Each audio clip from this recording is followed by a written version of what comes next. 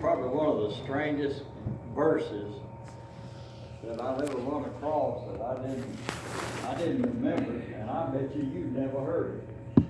I bet you've never heard anybody preach on it. I'm gonna ask the question, will we judge angels? Will we judge the world? So I don't know about that. Remember 1 Corinthians chapter 6, it's amazing how good God is to us. And this verse is just very, and now what I started out as, and I misunderstood the first verse. But verse 1, I've always taken, do you think it's wrong to sue somebody? No. We use that statement a lot. Depends. It depends, doesn't it? Okay, now here, what he's dealing with here is in the church. It's not in the world. He's talking about the church. Right. Dealing with one another. He's not talking about the world. He's not talking about suing the world. He's not talking about, he says there's trouble in the church. So just read, there any of you having a matter against another, go to law before the unjust and not before the saints. Why don't you go before the saints? Why do you go to the world to get them to okay and to figure out what's wrong? Because they're lost. They don't know how to deal with the way God deals with us. And it's different. The world's ways are not our ways. We have different ways. We have the kingdom of God in us, and we know right from wrong where they don't know. Right. They may be moral, but they don't understand, and they judge according to their knowledge. Do you not know, and I want you to listen to this, that the saints shall judge the world? Now what does that mean? We're going to judge the world? Are you kidding me? You know, you think, and listen, and if the world should be judged by you, are you unworthy to judge the smallest matters? In other words, you're having trouble, and I don't know how many churches I've seen that went to lawsuits against, they'd run the preacher off, or they'd have, or they'd do things that was ungodly, and this is happening a lot because just like the Methodists have ordained and homosexuals, and so they're saying, okay, this building doesn't belong to you, it belongs to this group. So they go before the world and they bring a lawsuit and say, well, it's our church, it's not your church. And we're talking big money. We're talking just like the Catholics. And, you know, they take a stand against a lot of things, even if Baptists don't take a stand against. And know ye not that we shall, in verse 3, that we shall judge, what's that word? Angels. Angels. Now, how many of you feel like you could judge an angel? No. If it's one of these that's on the earth now, one Mhm. of Satan's angels, yes, but not one of the ones that's in But not one heaven. of- Okay, you think he's talking about the good angels or the bad angels? It's gotta be the bad. That's what I thought. I mean, I got thinking about it. I said, well, it's got to be the bad angels. It wouldn't be the good angels. Okay, if you have an angel, a demon, or whatever, that torments you, you'd want to judge him. Yeah. But not here. Not here. I understand. We're not talking about judging on earth. Where is all power given today? Who has all power? Yeah. All power. God. Jesus Christ Jesus does. Christ. It's what Jesus said. All power is given unto me in heaven and in earth. Right. And he tells us to go into all the world and preach the gospel. So if an angel or a demon is tormenting you, one of these days you said, okay, let me just, Lord, let me handle that deal. But we'll do it through Christ. We won't do it because of our own thinking. You know, we are his children. Right. But now understand, he's the head. Where do we fit in? We're the body. We're the body. Yeah, we're the body. We're the body, and we're working with him. Now, just because, for instance, if you're the finger you say, well, I'm important, and Paul dealt with this, and others say, well, I'm the ear. If I didn't have the ear part, nobody could hear. There's preachers, there's deacons, there's evangelists, there's different callings in people's lives to do certain things, and so we don't have to be jealous. No. There's all kind of people reaching souls, so we want to be a part of that. We want to try to encourage people to come to Christ. Know ye not that we shall judge angels, how much more things that pertain to this life? If then ye have judgments of things pertaining to this life, set them to judge who are least esteemed in the church. So let's just say you're having trouble, and you're having trouble with somebody in the church, and you don't know how to handle it. There's a way to handle it, right? Okay, we're gonna look at that. Okay, I speak to your shame. Is it so that there is not a wise man among you? No, not one that shall be able to judge between his brethren. But brother goeth the law against brother, and that before the unbelievers. That's what he's dealing with. He's not saying that you don't need to go in the church itself does not need to go outside of the church to get help to judge things. He said you ought to be able to do that. And then this is what's amazing to me. Who would you get to judge something in the church? You would take somebody that's the least esteemed. Now you say, well, what's he saying? Some people are not as important? No, he's just saying some people hadn't studied the Bible. Some people are not, they just got saved, or they don't, maybe they're selfish. And all they would think of, and this is the way we do, we deal with our own children one way, and we deal with your children another way. That's human nature, to say, oh, well, my kids are perfect. That's good until you raise them. You know, they say an old maid can tell you how to do everything, because she ain't never done it. So, okay, now therefore there is utterly a fault among you, because you go to law one with another. Why do you not rather take wrong? Why do you not rather suffer yourselves to be defrauded? Is it more blessed to give than to receive? Yes. Now Jesus said that, but in these days we think, well, I don't know, I ain't gonna do that. Nay, you do wrong and defraud, and that your brethren. Then he says, know ye not that the unrighteous shall not inherit the kingdom of God? Be not deceived, neither fornicators, nor idolaters, nor adulterers, nor effeminate, nor abusers of themselves with mankind, nor thieves.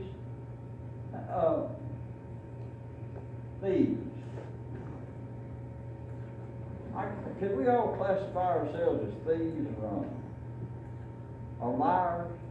Do you ever tell a lie? You ever? I mean,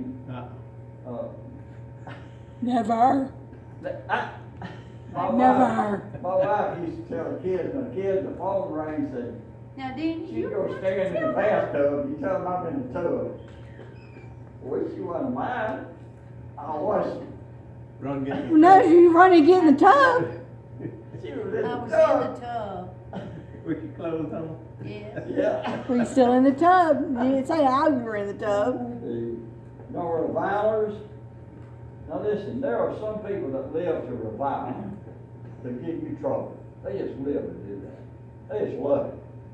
I mean, you get around them a little bit, they'll listen to what you're saying, and they'll go tell somebody else, and they'll get them all stirred up, and they get for that's a sorry joke about that, you know, this and that. You know what he said about you? That's a reviler.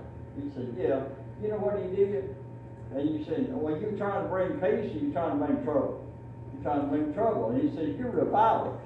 There's all kinds of things God deals with, and he's talking about people that say, nor extortioners shall inherit the kingdom of God. And such were some of you, but you're washed, but you're sanctified, but you're justified in the name of the Lord Jesus and by the Spirit of our God. Now, all things are lawful unto me, but all things are not expedient. All things are lawful for me, but I will not be brought under the power of any. Now, how many, is there anything in life that you can think of? Now, I'm just gonna tell you how I am. Years ago, I'd try to work on lawnmowers, and everywhere I'd go driving a truck, I'd see a lawnmower and want to buy it. An old one or whatever. I just, I was obsessed with it. And every time I'd go down the road, I'd be looking for lawnmowers. Now that's what God calls idolatry. If I live my life for that right there I'm talking about. Now there's nothing wrong with wanting a lawnmower. It's not that. It's an obsession. I'm brought under the power of it. Because that's all I think about. That's what my mind is on. And you may be like this, or you can lie and say you're not, but anyway, just like hunting. I mean, my deal was squirrel hunting, and I loved it. I was obsessed with it. That was my life. That was my future. That was my everything. I lived for October the 1st or the 7th, whenever squirrel season opened, and I lived for that. Can I tell something on you since you told something on me? All right. This was back before he got saved. I'd go squirrel hunting with him. And I was the beer toter. Beer toter. I wanna know something, was he saved before y'all met or not? I No. didn't know it. No. He wasn't. He wasn't. I didn't really know. I didn't know how he was. Really? She thought I was nice. He was nice. Yeah. You know, He people was change when you nice get until married. he went to Vietnam and come back and he was bad. Never mind. No, I just wanted to tell And something. she could point out squirrels. I could. He She would just help made a good me. dog, in other Don't you words. make any noise now. Better than dog. You were, you were Mama good treated up the to that squirrels. point. Now, you didn't I'm have sorry. to say that. I had to tell that. Mama Don't treated the make me- squirrels. But ain't nothing with drinking a beer. Well, And I know that, but I took her just fishing, don't. and she caught more fish than I did, so I quit taking her fishing. I mean, Hey, that's things hey, you do in life. Hey, ain't nothing wrong with that. And, but if you go down, okay, then I got on boats, and I had to have a boat. It's an obsession with me. It's not something that, there's nothing wrong. And Dad would tell me a lot of times, son, you're gonna have to lighten up a little bit on this stuff, you know? I mean, I'd pray about it, and I'd say, Lord, we're gonna get a pulpwood truck. Y'all wanna know what that is? Yeah, I do. But we bought one. I bought one, and we was cutting right of ways, and that was my obsession there. I mean, I look, every time I go out, I'd be looking at trees, you know, I have this, I want this, I want cut this. And we get obsessed with things, is what we're talking about. And what God says is, that's not good, because you're brought under the power of it, and you will, now here's the problem, you'll disobey God to do what you want to do. God tells you don't do that, you go, you tell me what, you don't say that out loud, but you don't tell me what to do. I live my life, I do what I want to do, and that's America. I'm an American. If I want to go here and if I want to go there, I don't want God telling me nothing. It contradicts what I want to do. Am I right or not? We all humans. I mean, we just, Yeah. and we want it our way. This morning, I saw more people mowing their yards Yeah. Yes. than, you know, during the week or any other time. More people, women Sunday morning. included, Yeah. mowing the yards Yes. this morning. Yes. Now, I come by, Ivan Lake, the northern part, and they're Yeah. fishing Uh-huh. and mowing the yard. Yes. Sunday Yes. morning. But through Spring Hill, they was mowing everywhere. Now, okay, let's go to, let's just say, a desire. A desire can go wrong. Did you know that the devil, this is what God said, desired to have Peter that he could sift him?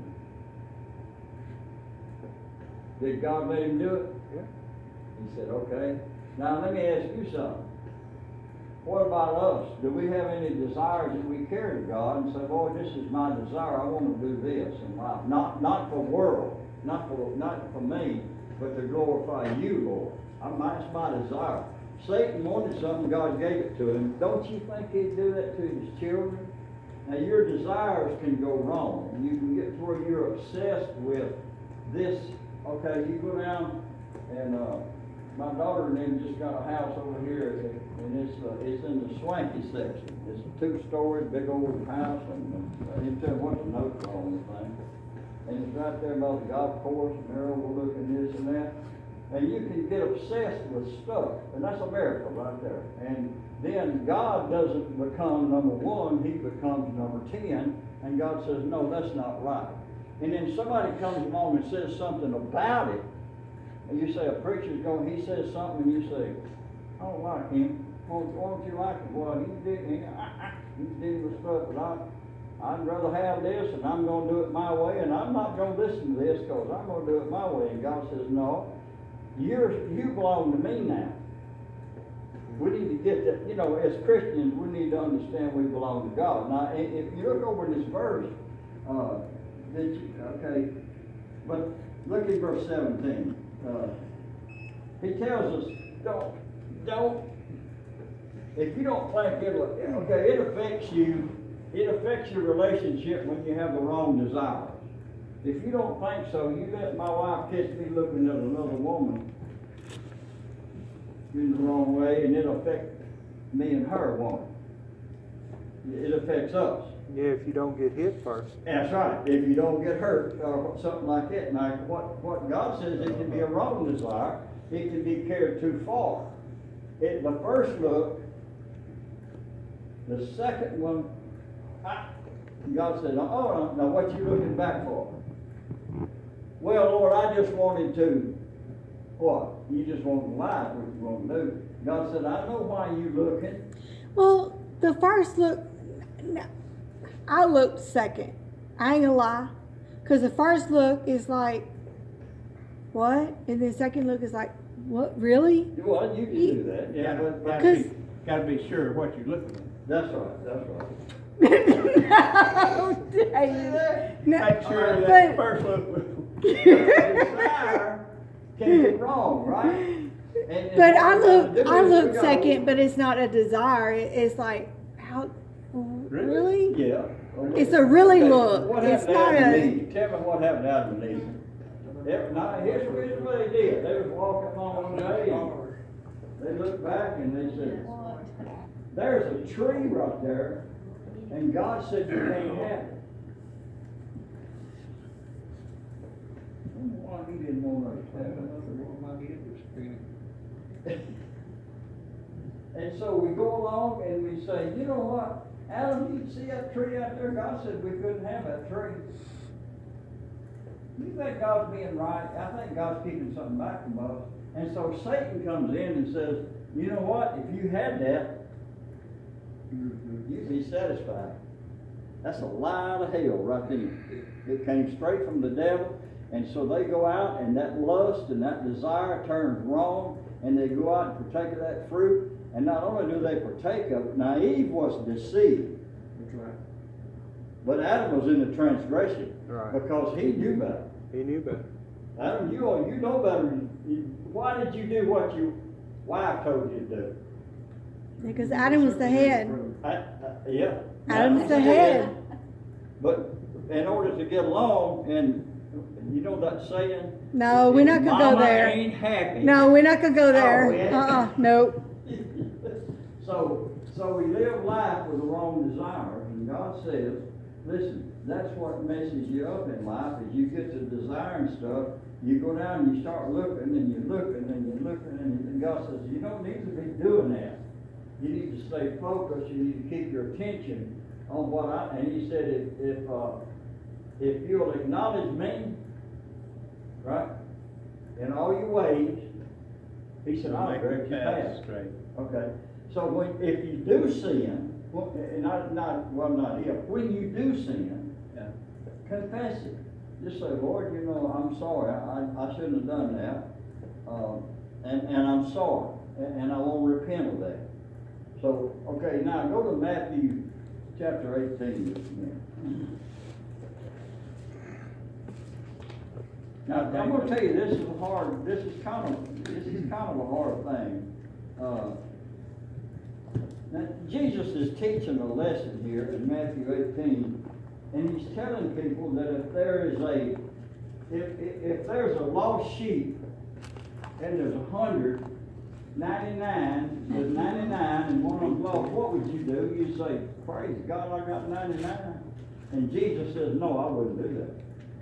I'd go get the one. And that's what he's saying here. In verse 13, this is Matthew 18, verse 13. And if so be that he find it, verily I say unto you, he rejoiceth more of that sheep than of the 99 which went not astray. That's our God. Right. That's our God. Now that's not us sometimes, but that's our God. Let me tell you something.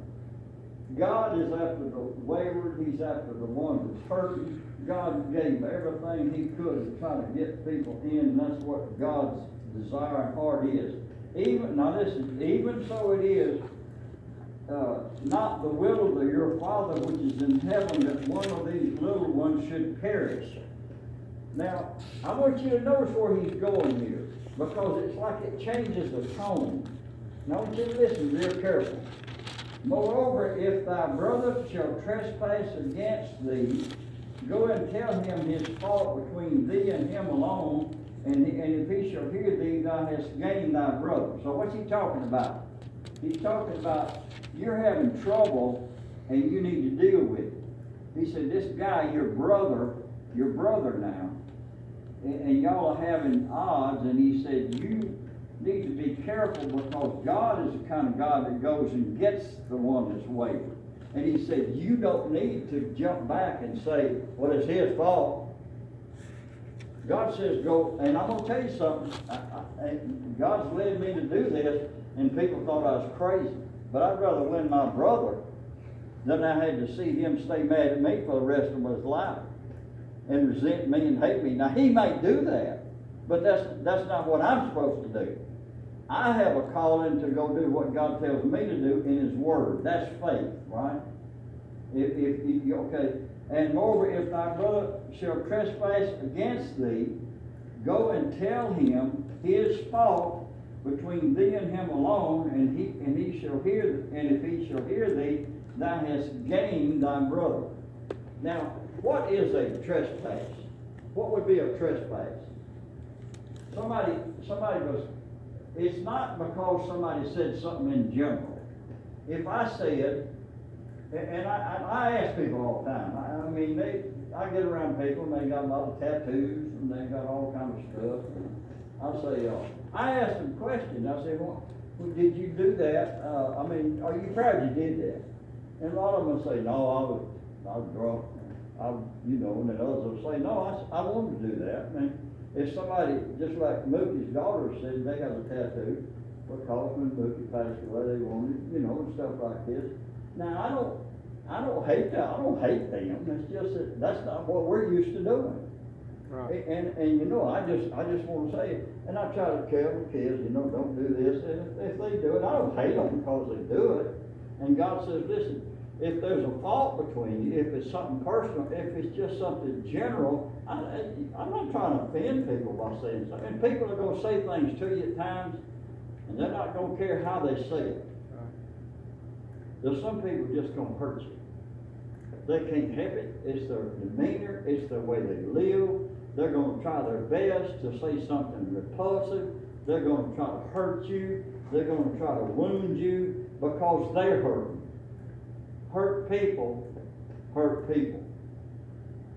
And if you're hurting, that means we need to carry it to God. And we don't need to act like we're strong. You're not strong. Do you believe that? You think you're strong? Yeah. No, you ain't strong. No. You're deceiving yourself if you think you. Yeah. By the way, what God does in life, this is the way he deals, is through weakness is the way God works. Through your weakness. That's right. How did he respond whenever they took him to the cross? He didn't open his mouth. He let them crucify him. Didn't try to defend himself. That's right. Though he could have. He could have had, He could have blown them away. He said, I could call 10,000 angels, and the Bible said, I'll have you know I could do this, and Jesus said, let me tell you something, you couldn't do nothing if my Father didn't okay it. So we have to remember that. If somebody hurts you, somebody says something, and now here's the difference. To trespass against you is to personally say something against you. Yeah. Personally. People at work know who I am, and Personally. they try to. That's right. They try to rally you. Yeah, Now, why do they try to rally you? because they know I stand for Christ. That's right. But they want you to get mad and show out. Sometimes they. And they win sometimes. And see, I've been caught. We all been caught, right?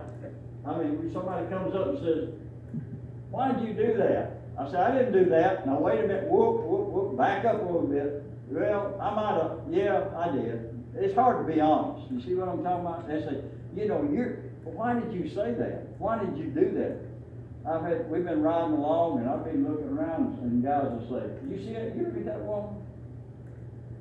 What am I going to say? I said, well, look, excuse it all you want to, say all you want to. You just say, well, I wasn't looking for the wrong reason.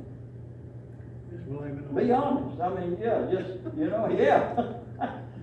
And see, now that's the way life is. But he says you need to get right with your brother. Now here's the way he says to do it.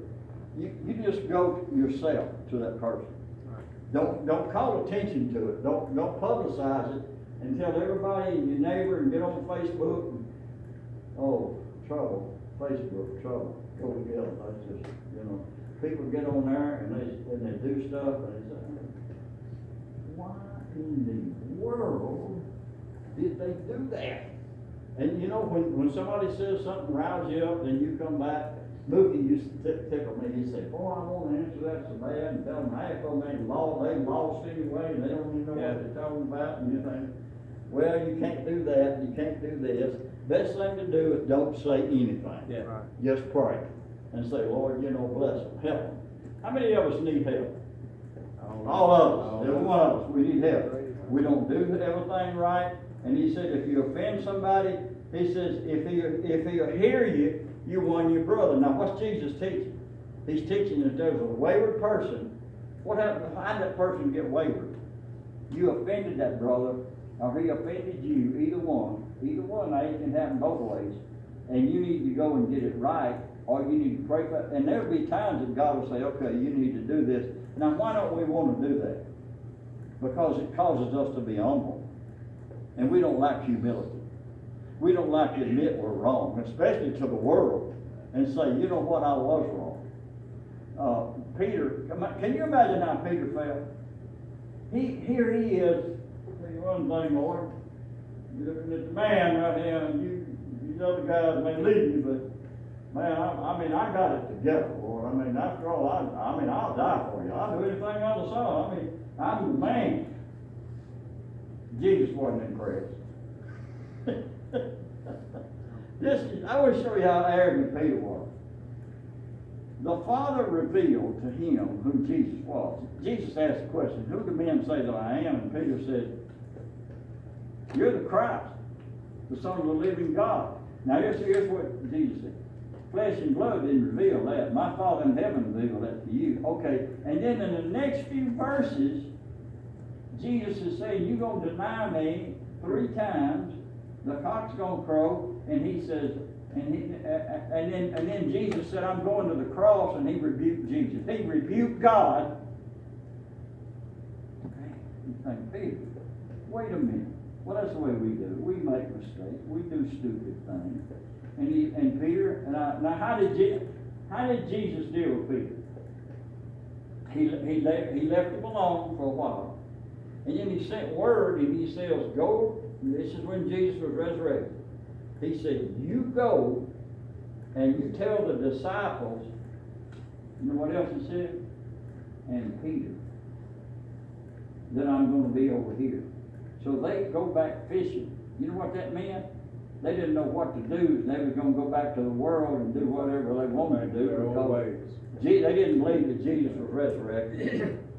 You say they didn't? No, Thomas said, Lord, I ain't gonna believe it. I saw him crucified, I ain't gonna believe it unless I put my hand. If you really wanna believe, God will let you put your hands there. I mean, Jesus will do anything he needs to get you in.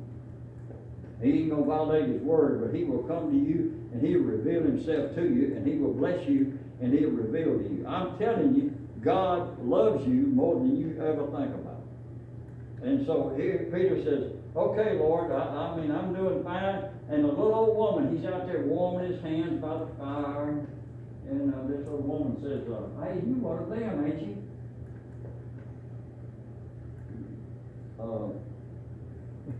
No, I ain't one of them. He says, your speech betrays you. You're one of them. So wait a minute, I'll cuss a little bit. I mean, a little cussing him. Having a little cussing bit. See, I told you I didn't know him. And the third time, oh, man. Did you know Jesus looked at him? The Bible says they made eye contact. You know what Peter did? He went out and wept. Bitterly. Bitter. You know why? Because he's a child of God and he knew he'd failed. You know what Judas did? He went out and hanged himself. He never would go to Jesus and say, Lord, because he was not his Lord. That's why. See, a good tree brings forth good fruit. A corrupt tree, now I want you to listen, a corrupt tree can't bring forth good fruit. You can't do it. You might put on, but you can't do it. And so Peter winds up, and here he is. And let me tell you something, this way Jesus will deal with you too. He'll meet you where you're at. They out there fishing. Peter's out in the water. You know what he had on? What's he doing out there naked? He said, Peter, what in the world are you doing, man? Are you thinking or not? No, we are here. And Jesus says, children, have you any meat? You caught anything? No, we ain't caught nothing. And John says, that's Jesus. So he jumps in the water and he goes and now Jesus is out here cooking fish. Praise God. And they're sitting down there eating, and Jesus is fixing to deal with Peter. And I'm going to tell you what he'll do. When you fail, if you're a child of God, he will discipline you, he will deal with you, and you will give an account of that and be able to repent. And that's what he said, Peter. Now here's the question he asked him. You remember what he asked him? Do you love me? Do you love me? That was a question. That's always a question. Do you love him? Lord, you know I love you. He said, feed my sheep then. Quit this stuff you're doing. And sometimes we have to take an account of ourselves and go to God and say, you know what, Lord? I told the Lord that this not long ago. I said, Lord, I don't love you like I would love to be able to worship you. In this body a lot of times, I just want to be able to worship you. And this